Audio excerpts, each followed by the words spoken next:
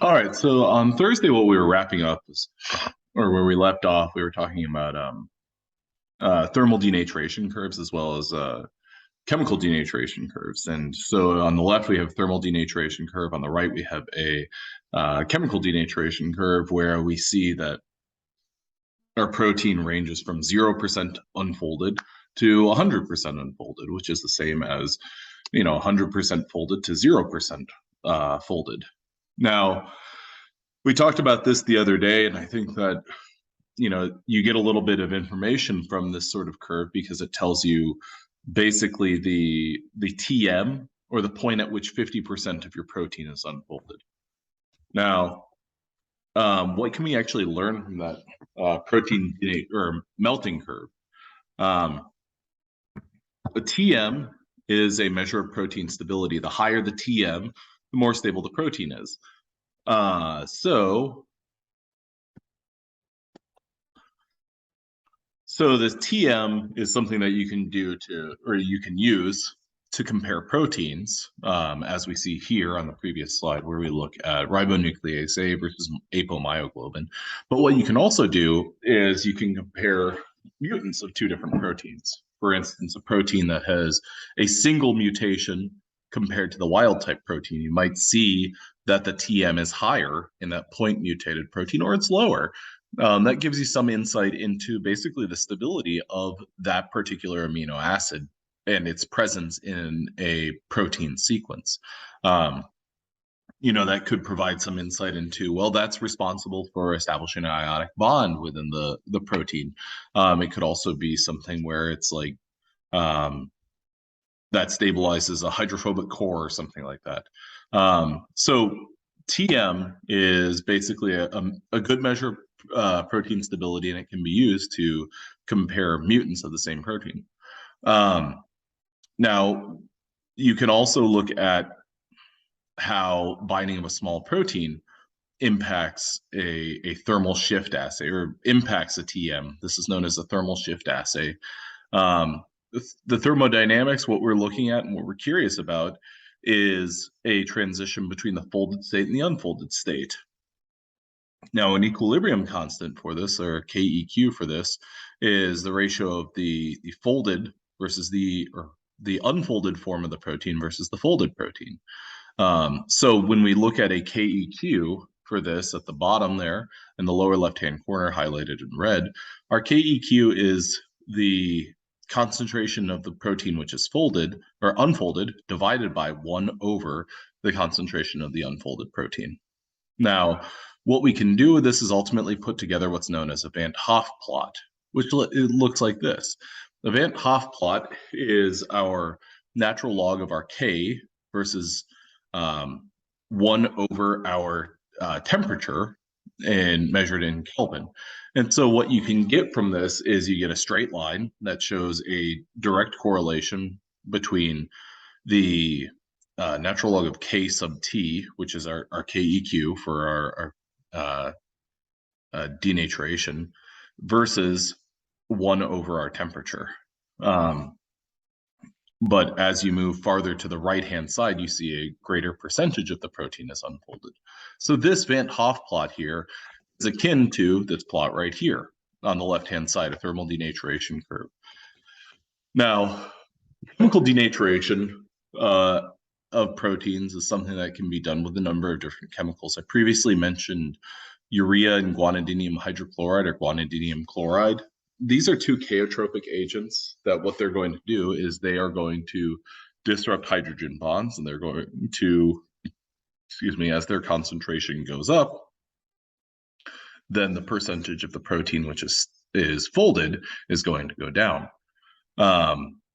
So there are a number of different chemicals that can be used for this. For instance, if you start over to the left, you've got KH2PO4, you've got ammonium sulfate. Ammonium sulfate is actually something that we use quite often when it comes to protein purification. And basically what this allows us to do is separate folded and unfolded proteins from one another.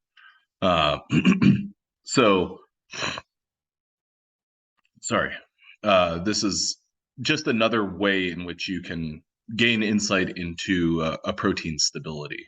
And this graph right here, or this curve right here, is showing a relationship between our TM and different concentrations of our salts here. And so this is ultimately very helpful whenever we're trying to analyze protein structure and protein stability. Now, one very important, and I would say I would feel comfortable saying, or to me, this is the most important protein folding experiment of, maybe ever, I guess. So far, I'll say. And this was done with a protein known as ribonuclease. Ribonuclease is a small protein that contains 8 cysteines, which connect to one another to make 4 disulfide bonds. So you've got 4 disulfide bonds between these 8 cysteines. Now, it was a fellow by the name of Christian Anfinsen who studied this. What he did was he studied this protein, and the way that he did it was he used urea, so a chemical denaturant, and 2-mercaptoethanol, also known as beta-mercaptoethanol, to fully denature ribonuclease. And so when you add these two substances, the beta-mercaptoethanol and urea, you can fully denature that protein. Well, the urea is a chaotropic agent, which we've already talked about. It's going to disrupt hydrogen bonds. Beta-mercaptoethanol, on the other hand, or 2-mercaptoethanol, what that's going to do is break disulfide bonds. So that's going to reduce disulfide bonds. Now, what I want you to take away from that is if you just used urea, that would not fully denature this protein. That would disrupt hydrogen bonds, but it wouldn't do anything to these disulfide bonds. Those disulfide bonds are covalent bonds that are going to help stabilize our protein as a whole. Now, here's a look at what that is basically, or what I want you to visualize. So we've got at the top our native, fully folded, fully active enzyme, ribonuclease A. Now, when we add urea and mercaptoethanol, what we're going to do is we're going to reduce all those disulfide bonds. We're going to unfold that protein. Okay. Now, when we do that, we're going to be left with a protein that basically is non-functional. Now, as you titrate away the urea and the mercaptoethanol, what is slowly but surely going to happen is our protein is going to refold. That key word there, refold. It's going to return to its folded state, its original fully active folded state. So you add a chemical to denature the protein. You remove that chemical, you renature the protein. Now, that's kind of like, I don't know, there's probably a very simple explanation, or there's probably a very simple parallel of, well, you broke it and then you fixed it. Okay, neat. But what's important about that is the chemical makeup of that protein. When it's in its fully denatured state, it's in a unique environment. It's fully denatured. It's just the amino acids. Now, when you remove the denaturants, what happens is all of those proteins, or all of those interactions between our different amino acids in this long polypeptide chain, they're going to reform. What that means is that our disulfide bonds are going to reform. Now, this in itself is really fantastic, because what you should take away from this, and what is important about this, is that when you fully denature a protein, you've broken it down to just its primary structure. What this tells you is that when you have just the primary structure, that has enough information, or that has all the information that you need to fully refold this protein and get it into a functional state. So that's very powerful, because effectively what that means is if you have the primary structure of a protein, you have all that you need to get it into its tertiary structure, or its quaternary structure, its fully folded state. So Christian Anfinsen's work was not simply, oh, I broke it and then I fixed it. Instead, the implications of his work were, well, this protein can refold. The primary structure of a protein gives us a means to predict the tertiary structure of a protein. Okay, so when it comes to protein folding, this graph right here is called a folding funnel. Now, imagine that you're on the top of the funnel. So in this particular funnel, we've got our what is that, like 3/4 of a circle that's flat. And then if you see that N at the very bottom, that represents the native folded form of the protein. Okay. So that native state of the protein is the most energetically favorable, the lowest energy level that a protein can take on. Now, this folding funnel, what it represents is, imagine, if you will, this red dot right here, and this red dot right here, this red dot right here, this red dot right here. All these little red dots, they're very fine that I'm putting on the periphery of this circle. They're the unfolded protein, the unfolded polypeptide. What that unfolded polypeptide is going to do is it's going to begin making movements. The polypeptide chain is going to contort and reposition itself until it drops down and it reaches its fully folded state. Okay, so we have our unfolded and then our fully folded form of the protein. What this gives us is, and all of these dots that are on the periphery of these are kind of different paths to the same thing. So when you think about a protein and how it's produced at the ribosome, it's going to begin morphing and contorting. It's going to move around until it reaches its folded state. Well, that line that I drew on that top of that folding funnel is the path that it's going to take.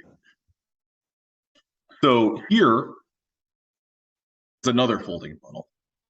And what this is going to show is that there are a number of different paths that a protein can take.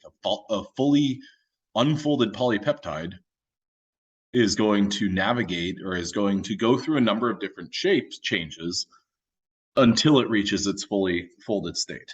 Then we see something like this, where very gradually a protein is going to get to a lower energy state until it plummets to its lowest energy state. So these, and then here's a current model where a protein will, starting on the periphery, it's going to go through phases. And what I want you to take away from this is the old adage of it's not about the destination, it's about the journey. Well, this is what we're comparing. We're comparing the journeys that all these different polypeptides take. And whenever I say different polypeptides, I want you to imagine that I've got 3 identical polypeptides that are completely unfolded. And what they will do is they will contort themselves. And they will go through these different energy levels. It's going to start low, it's going to go higher, and then it's going to drop down. And it's going to go higher and lower, lower, lower until it reaches its N, or its lowest energy state. So these are all just theories on and proposals on how different proteins fold. So ultimately, I'm going to go back a couple. There's something known as the Levinthal Paradox.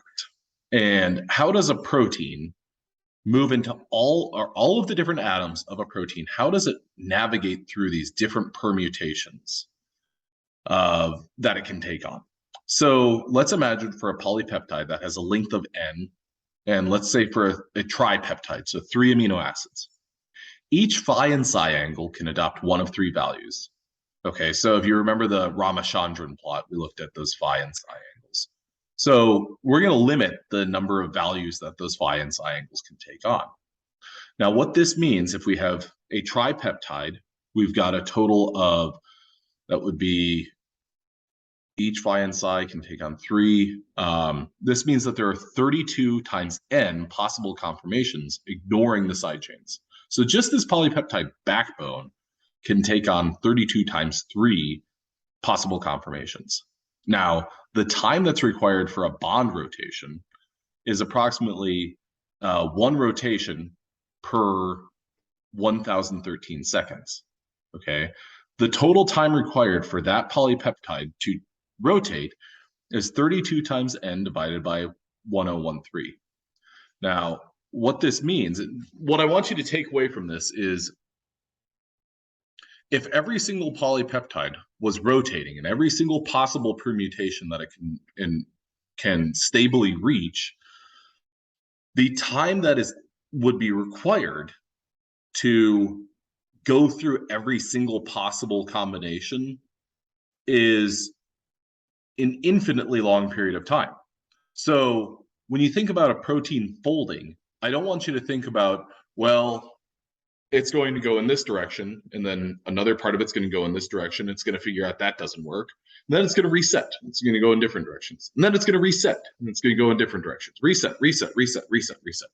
We don't have that taking place with proteins, in part because if that was taking place, well, the proteins as they are folding would take entirely too long to actually get into their folded native state.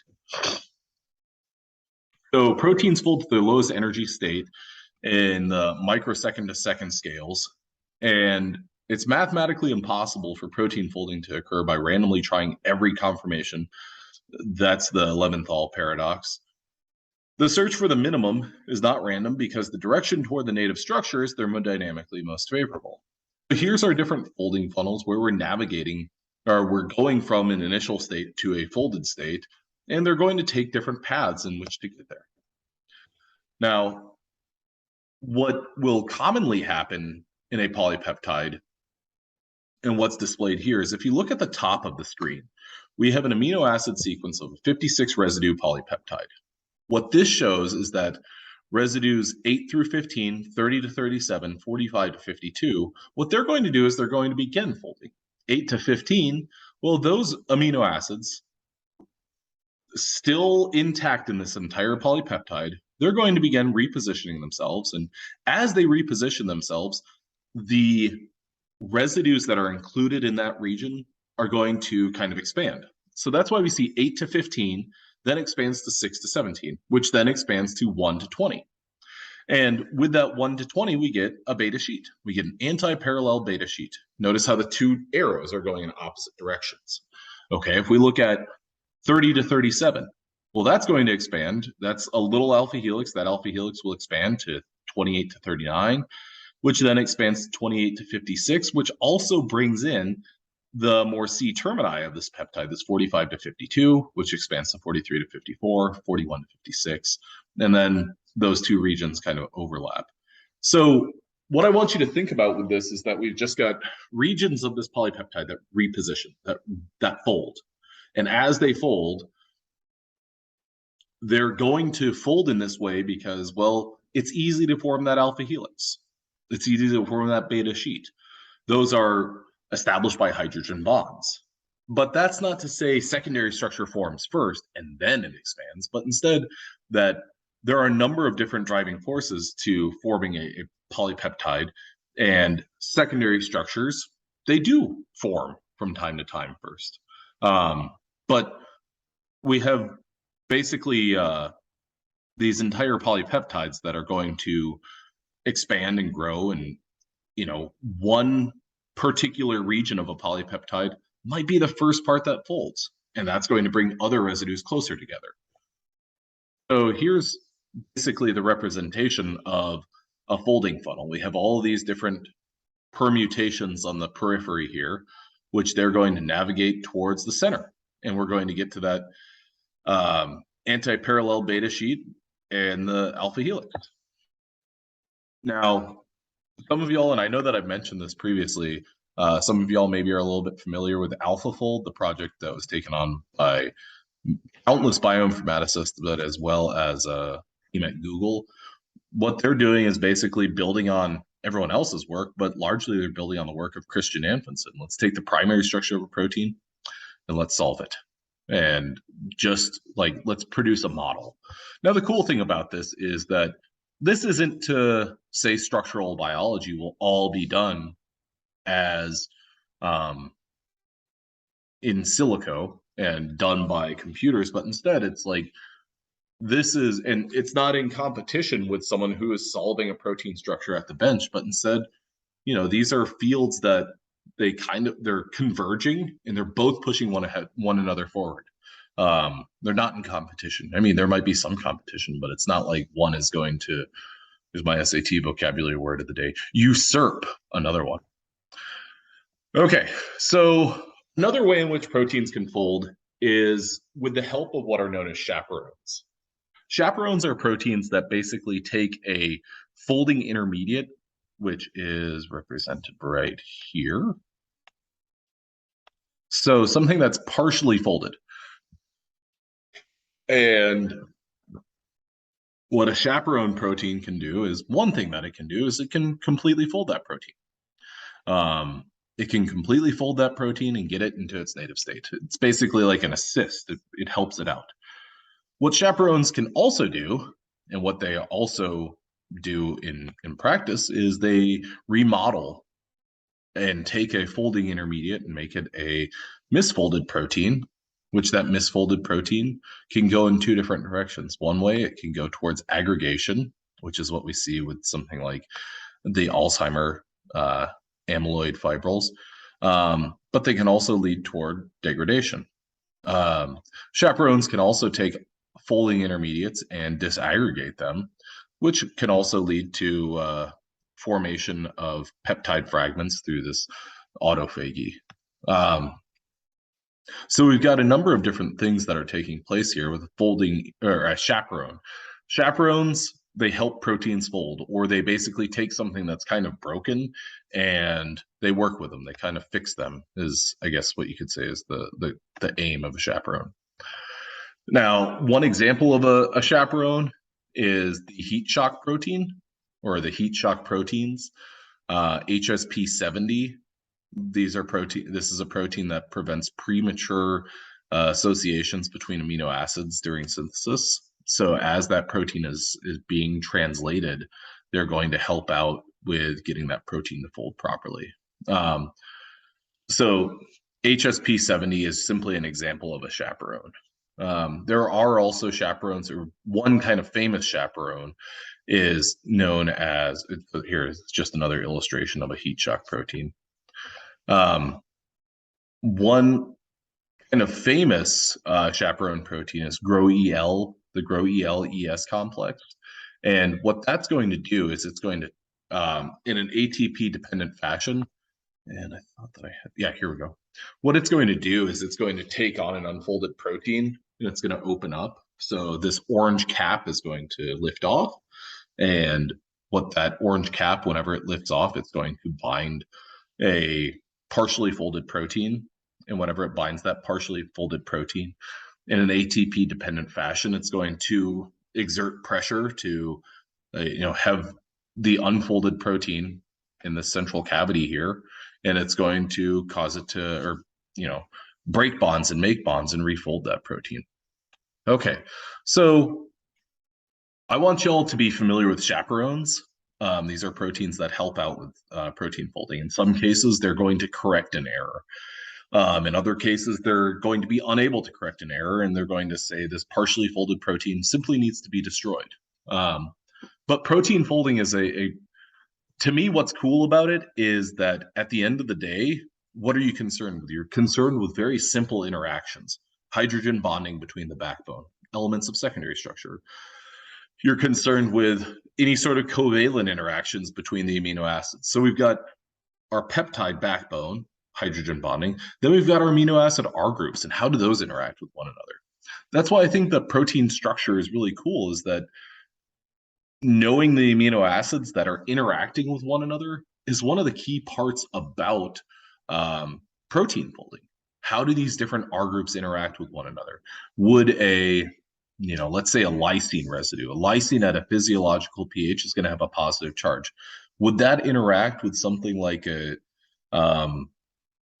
leucine? Highly unlikely, because leucine's not going to have a negative charge. And these are things that you can investigate by understanding thermal shift assays, by mutating a protein and saying, oh, well, whenever I mutate this amino acid residue right here, I see that my TM goes up, or I see that my TM goes down. So my hypothesis was that this one residue caused the stabilizing interaction, but whenever I mutated it, The TM didn't change. Okay, so that one mutation, that one amino acid residue, didn't have an impact on the structure of the protein, didn't have an impact on the TM. So at any rate, I hope that you appreciate, and I hope you got something from protein structure. And I think that it's important, again, that you know your amino acid structures. All right, everyone, have a good one.